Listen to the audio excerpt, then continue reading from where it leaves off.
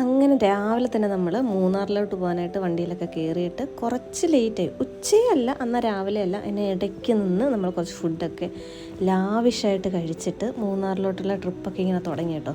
ഞാൻ ബസ്സിൽ കയറിയിട്ട് മാത്രമാണ് വീഡിയോ എടുത്തത്. കാരണം എൻ്റെ ഫോണിൽ ചാർജില്ലായിരുന്നു. പുറത്തോട്ട് ഇറങ്ങുമ്പോൾ ചാർജ് തീരും.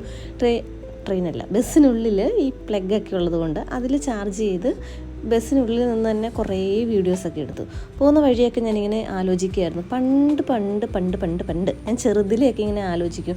അമ്മ അച്ഛനെയൊക്കെ കൂട്ടി മൂന്നാർ, വാഗമണ്ണ്, അല്ലെങ്കിൽ തേക്കടി, അങ്ങനെ കുറേ സ്ഥലങ്ങളിലൊക്കെ പോകണമെന്ന് എനിക്ക് ആഗ്രഹം ഉണ്ടായിരുന്നു. പക്ഷേ സ്വന്തമായിട്ട് എനിക്ക് അങ്ങനെ കൊണ്ടുപോകാൻ പറ്റുമോ, അല്ലെങ്കിൽ എത്ര രൂപ വരും, പോകുന്നത് സേഫ് ആണോ എന്ന് എനിക്ക് അറിയാത്തത് കൊണ്ട് അതിങ്ങനെ നീട്ടിപ്പോയി. പക്ഷേ ഇങ്ങനെ ഒരു സാഹചര്യം വന്നപ്പോൾ നമ്മുടെ നാട്ടുകാരെല്ലാം കൂടെ കൂടി ഇങ്ങനെ പോകുന്നറിഞ്ഞപ്പം എന്തോ ഞാൻ പണ്ട് കണ്ട ഡ്രീംസൊക്കെ ഇപ്പം ഇങ്ങനെ നടക്കുന്ന പോലെ എനിക്കിങ്ങനെ ബസ്സിലിരുന്ന് ഇങ്ങനെ ഫീൽ ചെയ്യായിരുന്നു.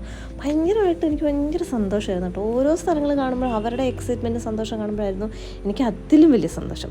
അങ്ങനെ ഈവനിങ് നല്ലൊരു ചായയും, ഇതെന്താ പറയുന്നത്, മുറുക്കെന്നല്ലേ, അതൊക്കെ കഴിച്ച് കഴിഞ്ഞപ്പോഴത്തേന് എല്ലാം മനസ്സും വയറും ഒക്കെ നിറഞ്ഞൊരു ഫീലായിരുന്നു. ഇനിയും പറ്റുവാണെങ്കിൽ ഇവരെയും കൊണ്ട് ഇതേപോലെ ചെറിയ ചെറിയ ട്രിപ്പുകൾ, വലിയതല്ല, പോകണം.